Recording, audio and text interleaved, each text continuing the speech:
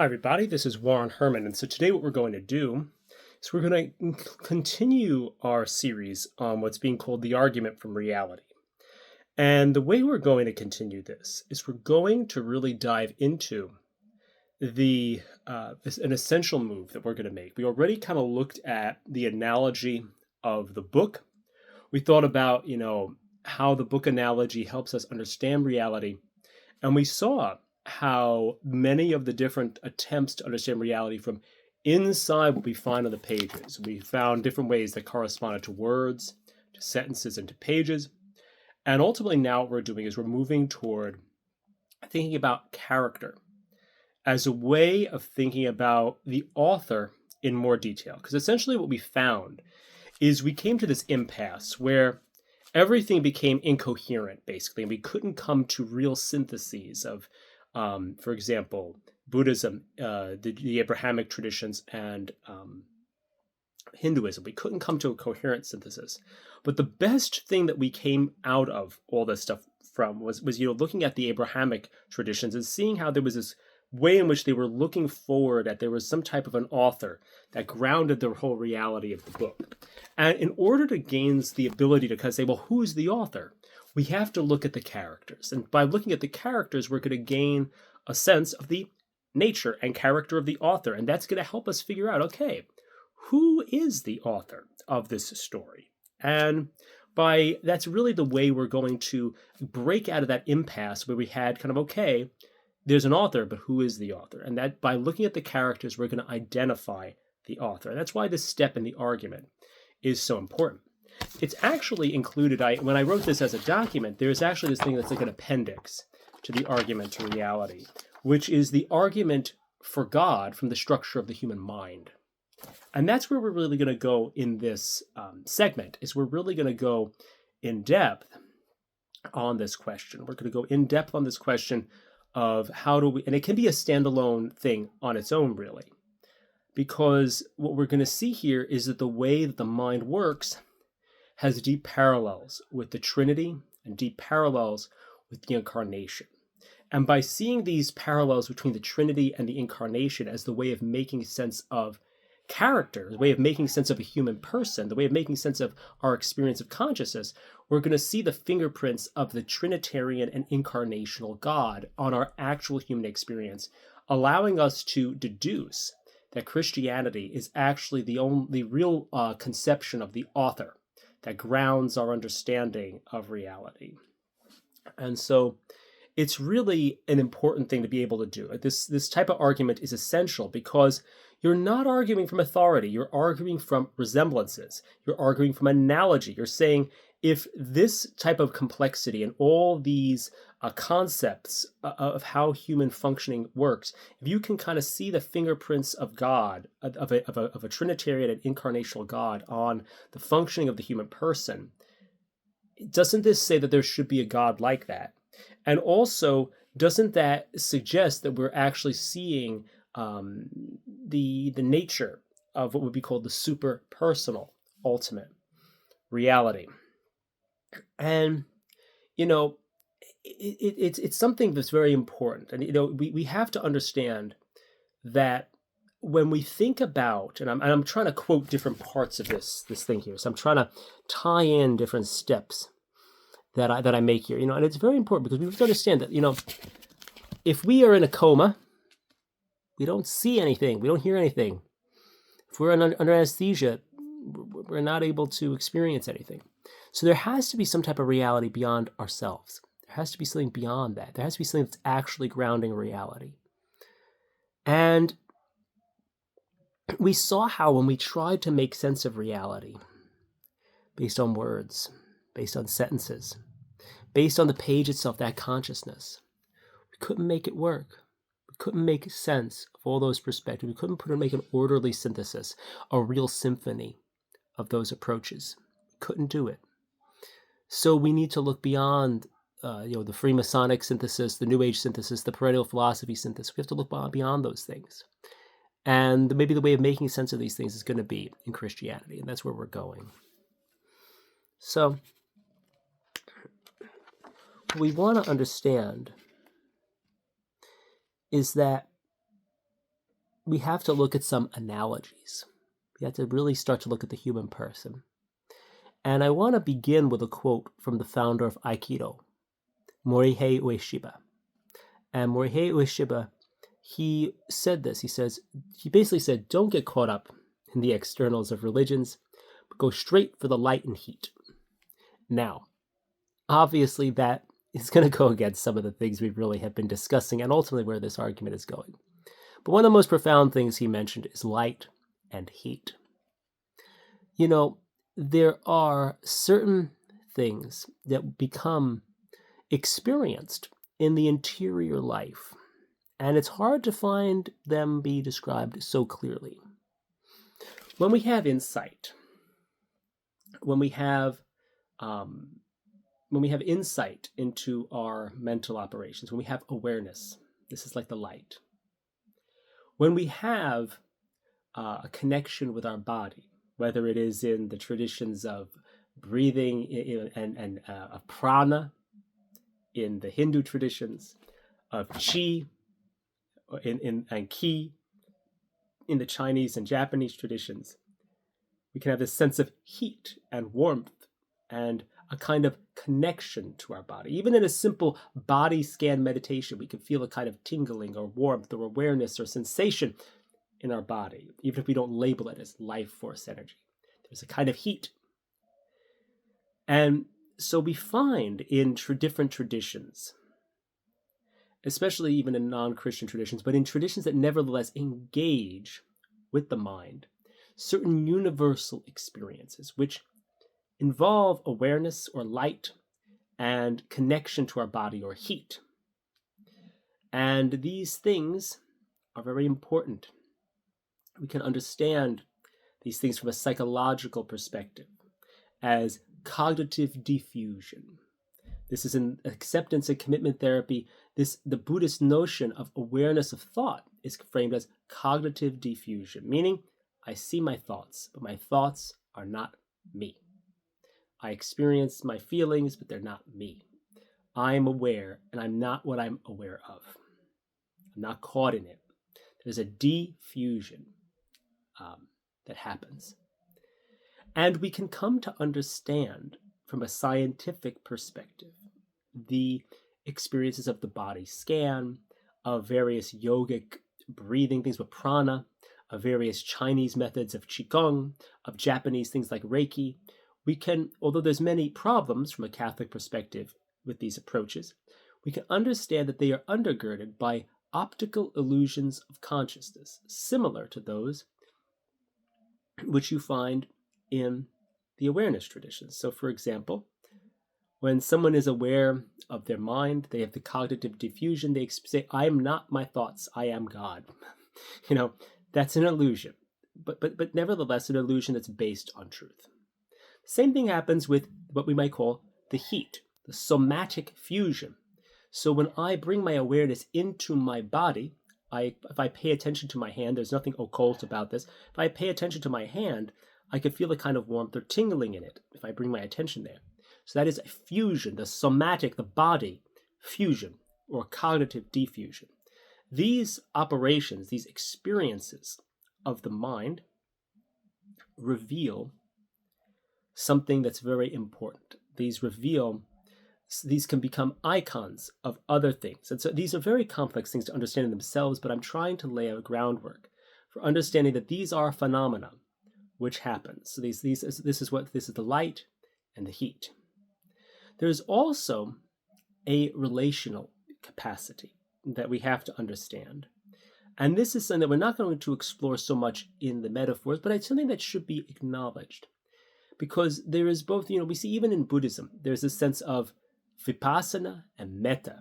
There's a sense of insight meditation and then compassion. There's different things. There's like they have like samatha meditation, relaxing the body, vipassana, insight, and metta bhavana, or the Brahma viharas. These are traditions of developing compassion, and we see in these things essentially. It's the samatha meditations, the calming of the body. That's like somatic fusion. We see the vipassana meditations. That is cognitive diffusion. But we see, of course, in a Buddhist key, the Brahma Viharas and Metta especially, we see this relational capacity. And of course, I'm speaking from a Catholic perspective, and so I view these Buddhist traditions as truncated but helpful categories when we're trying to understand human experience. We could call this this relational capacity noetic association. Noetic association. So we have these three characteristics that characterize our human capacities. Our human capacities are to have somatic fusion with our bodies, heat, there's this kind of the light of vipassana of cognitive diffusion. And then you have this noetic thing, like I am relating to another. Even in Buddhist metta, there's the thing, may I be happy. May others be happy. May all beings be liberated from suffering. There's these gestures of goodwill are generated. There's this sense of self and other. There's this relational element, even though Buddhism disconnects from understandings of other in that sense, or self in those senses. There's this sense in which it's still there. And ultimately, we're going to think about these capacities, these human capacities of cognitive diffusion, especially, and of somatic fusion, especially. But we may drag in some elements of noetic association, but these are operations and ways that consciousness itself operates, and things you can see. You can see that you might either be detaching from your mind, connecting to your body, or relating to somebody else. This is all that's being said here. And these capacities, which kind of can overlap and interrelate in different ways, show us something about the nature of the human person, the nature of our character. And we have to remember that we're saying all these things as kind of a tangent within a larger scheme. This is a kind of a tangent within this understanding of the analogy of a book. And we really came to that impasse before at the understanding that, hey, there is this thing where we can't use words, sentences, or pages to make sense of it. Maybe if we look deeper at the characters, we'll really get a sense of how the author is. And what's going to happen is, as we examine some aspects of these things, we're going to gain, I believe, some real insights into the nature of the Trinity, some insights of the Incarnation. And we're going to see how, when we really go deep into what a human character is, we're going to really get a sense that the author is the Christian God. The author of the human character is the Christian God. That's basically what we're doing here within the book analogy. And it's really important to realize that, these things that we're going to look at are going to be icons. They're not going to be, they are not the things themselves, but they point at something that's really, really real here. So I'm going to just look here a second, and we're going to kind of look at these different things. So I'm going to look here. So there's a bunch of different ways we can look at this. All right. So I think what we're going to do, let's just take, for example, one of these icons.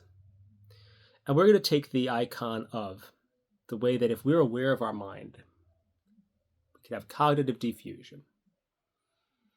And we feel that if we are aware of our mind, if we are aware of our perceptions, there's a distinction that we are aware of something. Thich Nhat Hanh and the Plum Village tradition always suggest mindfulness is mindfulness of something. And so there's a sense in which there is this real way that we are aware of something, in a sense being distinct from it. And so it's important to realize that in that way, this points towards something really important. And when we see this, it's interesting because some of these states of mind can be delusory. But what we're doing is we're looking at these things that often become idols. So for example, when you become enlightened, that makes you an idol rather than an icon. When you think that there's really chi and that you're doing real Reiki and all this stuff, it becomes an idol, not an icon. When you think that you can do metta bhavana and wish people goodwill and that's helping the world and it's not prayer, that becomes an icon, not an idol. It becomes an idol, not an icon. So these things become barriers. These things become real barriers to the spiritual life if you idolize them. But these things also can, even just as natural operations of the human mind that we can kind of look at experientially, you can come to see them as pictures of other things, and they don't become idols then. And of course, it's very complex to say, okay, how do we use these techniques? That's not really what we're doing in this segment. Of course, there's ways of redeeming these techniques into a more broader Christian context, but that's not what we're trying to do here. I mean, and that requires like a ton of editing of these techniques. But what we're doing here is we're showing how natural psychological mechanisms within the human psyche become analogous for these very deep principles about the Trinity to prove from the characters in the book who the author is. That's what we're trying to do here. That may sound horrendously complicated, but it's really simple. The characters in the book reflect the author of the book. Here's how. Let's look at how they function, and then we'll understand how, in an iconographic sense, in an analogous sense, how does God function. That's what we're going to do here. So it's really something that's very important to be able to do. So here we go. Let's start with the cognitive diffusion. And that's going to become an icon of the divine nature. So if I'm aware of my thoughts and I realize that I'm not my thoughts, what can then happen is a sense of, oh, I'm not caught in that anymore. And I go, oh, wow, I'm liberated. I experience myself as a kind of unity and freedom. That unity and freedom is something like, it can be delusory, because if you get stuck there and you don't realize that you are still in relation to God, then you think you are God, and that leads to a delusion. But that simple beginning of absorption, saying, I'm not this and I'm something more whole, is like a picture. It begins to be a picture of the divine nature. And the divine nature is one. And that divine nature is oneness. So there's one God, because there's a way in which you could see an icon of oneness in yourself. An icon of oneness in yourself, right?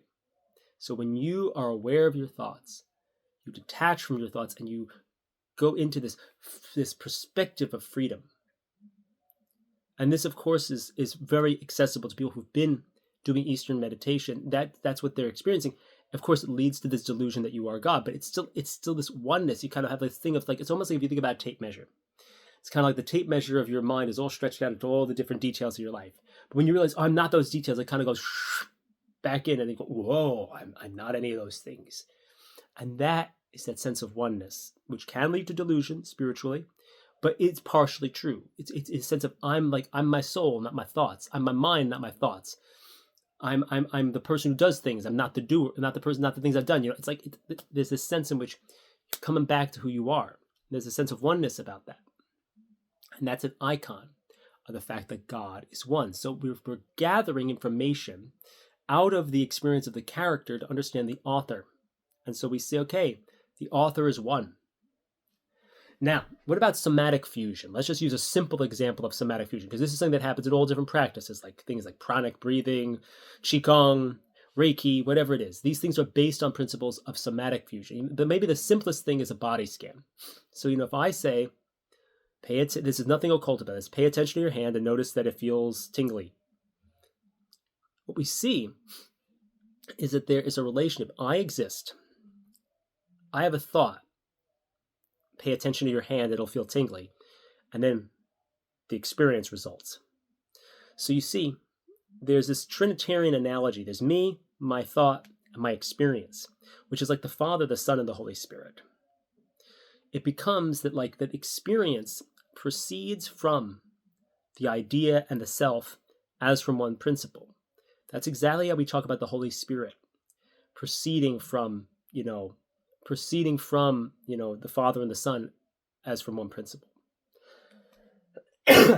So we see how this somatic fusion, this creation of a somatic experience, is an icon of Trinitarian life, just as cognitive diffusion was an icon of the divine nature. And so there's that similarity there. And so you see, there's this way in which the hand, like the feeling in my hand, if I say, okay, it's going to get warm and I can feel it. Okay, yeah, there it is. That's the interplay between my mind and an idea And it's just like the Holy Spirit. It's kind of analogous to the Holy Spirit. This is also why people do make analogies to the Holy Spirit naturally. So that people will say, okay, well, maybe Reiki, the energy is like the Holy Spirit.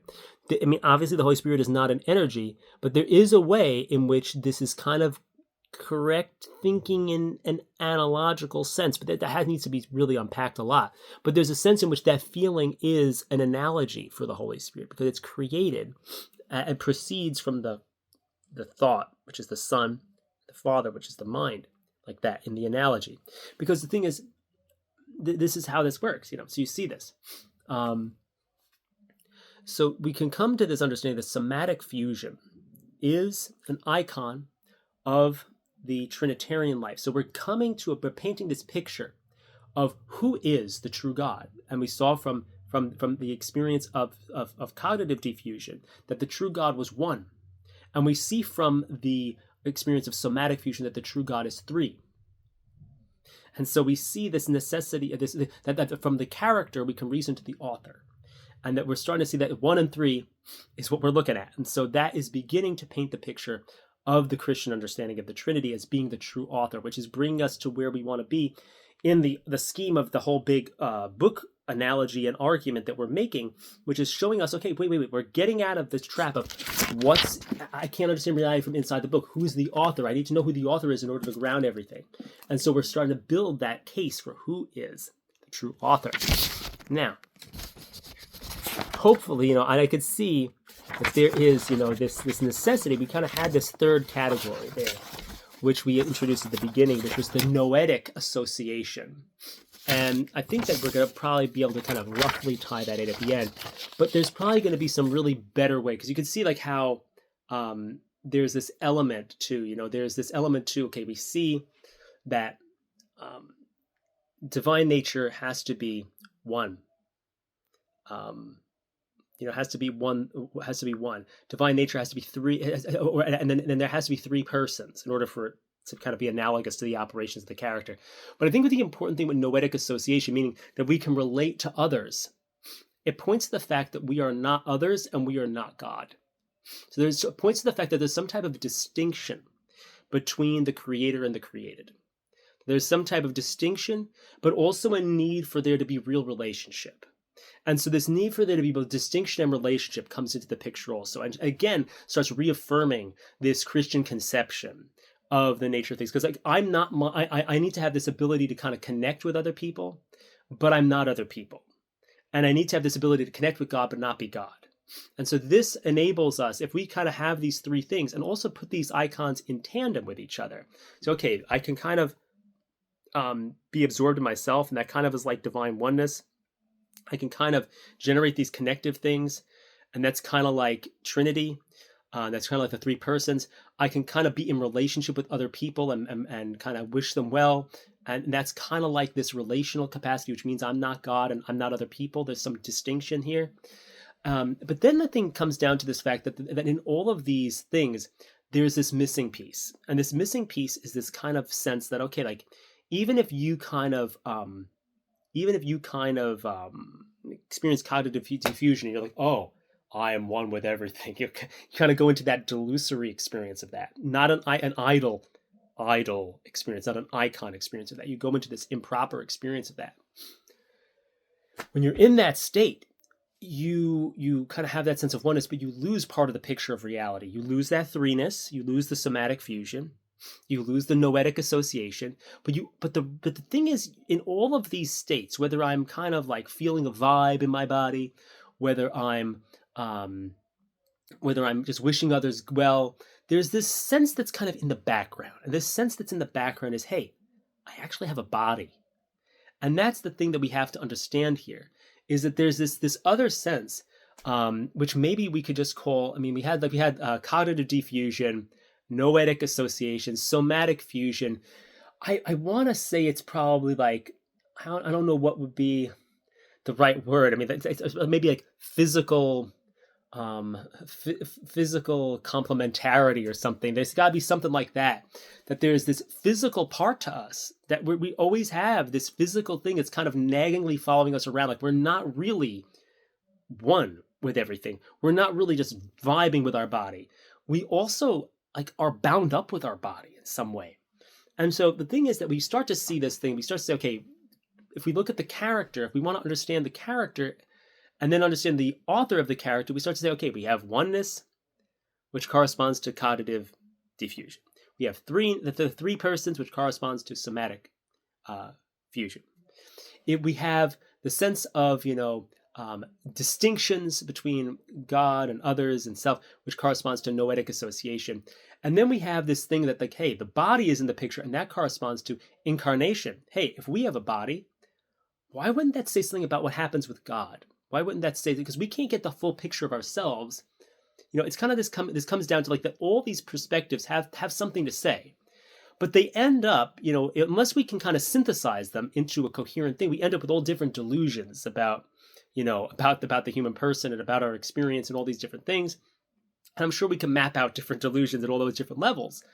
But the thing is, when we put them all together, we get this picture that we have to make sense of, and that only in the Christian context can we make sense of this type of character in light of this type of author.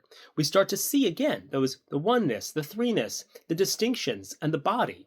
And in the same way, we get down to the divine nature, the persons of the Trinity, the distinction between creator and created, the incarnation. We get down to these things because there's an analogy between the creature and the creator, and it starts to really flesh out this understanding of God and who God is, and it really gets us this really in-depth, really deep way of arguing for, like, okay, why are we going to take Christianity as the benchmark of understanding this book analogy that we're making? Because what we're doing is we're saying, okay, we see what the character is. We understand the character, and we try to make sense of the character. This is the only way we can make sense of how characters function. This is the only way we make sense of how people function. And that's the Christian lens of how the creator functions. So what we're going to see there, because that's something really important. So I also want to develop a few other pieces to this, because there's some other analogies we can draw. We can draw upon some other analogies here, just right from our experience. And it can be very helpful. Because you can see how there is in this, there's a sense in which I can have a self-concept. Let's say I say, I'm great. That concept arises in my mind, and then the feeling arises, oh, I love myself because I'm thinking I'm great. This is obviously not the worst or the best thought on earth. It's just a random thought we're saying as this analogy. But here's what happens. How do we understand the Trinity? And the Trinity, St. Augustine makes some analogies like this. But you see, when God has a self-concept, that becomes somebody else. That becomes the Son. When I have a self-concept, it's just in my head. And it doesn't become somebody else. I'm a two-dimensional being like a person in the story. God's three-dimensional, four-dimensional, whatever we're going to say. And when he has a self-concept, it becomes somebody else. I just have it in my head. But it becomes someone else beyond time. That's the eternally begotten Son, is like the intellect, the self-concept of God is the Son. And then the feeling that I have about I'm great. And then I love myself. That in God, when I'm 2D, he's 3D. He's the author. I'm the character. He's the author. When he has that, that's the Holy Spirit proceeds from the Father and the Son as from one principle, because all of a sudden there's this kind of thing where he loves himself. And then because he loves himself, that love becomes somebody else, because he's not just he's not just a character, he's the author. And so because he's on that other level, it's always becoming another person. Like we can't understand it in our limited world. It's just so much more personal than our world. Like, so we're less personal than God is. It's not that God is impersonal and we're personal. It's that, and we're merging back into an impersonal thing. It's saying, no, God is super personal in a sense, and we are analogous to God as little persons. And so that's kind of a way of thinking about this. But that's a way of understanding the Trinitarian origins and processions and all that stuff by looking at our mind, by looking at self-concept, by looking at that and how that works. Another thing we could say is, how does God create? So that's the interior life of God. Well, how does God create things? Well, if I say, my hand is getting warm, okay, I can make my hand feel warm and pay attention. So I can have like a hypnotic effect on myself. My hand is getting sleepy. Okay, that's happening to me. I can create private things through my own imagination. I can imagine a triangle. I can imagine a circle. But they end up being things that happen to me. I can think different thoughts. I can think about myself in different ways, and I can feel different ways. There's all different things, but these things happen only to me. They may have effects on the world. They may affect how I act, but they're private. But when God says, I can say, like, let my hand be sleepy, but God can say, let there be light. And because he's at this other level, you could see this logic to it. Like, hey, I, as a character, can produce private effects in myself. God, as the author, produces public effects for everyone. When he says, let there be something, it takes on reality. Like, it becomes this real thing. So the operations of his intellect, which is why they say God creates through the Word. The Word is the Logos. The Word is Christ. The Word is the intellect. So it's like, so when we create through our thinking, we merely hypnotize ourselves. We merely create experience for ourselves. But when God creates through his Word, he creates the actual experience of reality. And so this is a beautiful way of arguing for the reality of God's creative power, and showing that it's through the Word, through Christ, through the intellect, through the incarnate wisdom, that everything comes into being. And so this is very helpful, because we see all these things become, analogies for this. It shows the structure of our mind and the way God works, and it's something that's very important here. So we see that, and that's one way that we can understand that. I just want to look here and see if there's anything else here that's important to put in. But I think also we can lastly say that that it's important to realize that the incarnation is essentially implied by these things, because if God is in every way super personal to us, that he's more than we are, if we were to somehow say that God didn't have a body, in this logical framework, we're not really saying, we can't really say that God's missing anything in himself. But there is a way in which it wouldn't be, there's a way in which it doesn't kind of match this parallelism, where it's like, okay, if I am an analogy for God, God is a bigger analogy for me. So just like I am a little character who's both spirit stuff and body stuff, God is going to be God stuff and man stuff. It's like God's going to be both divine and human.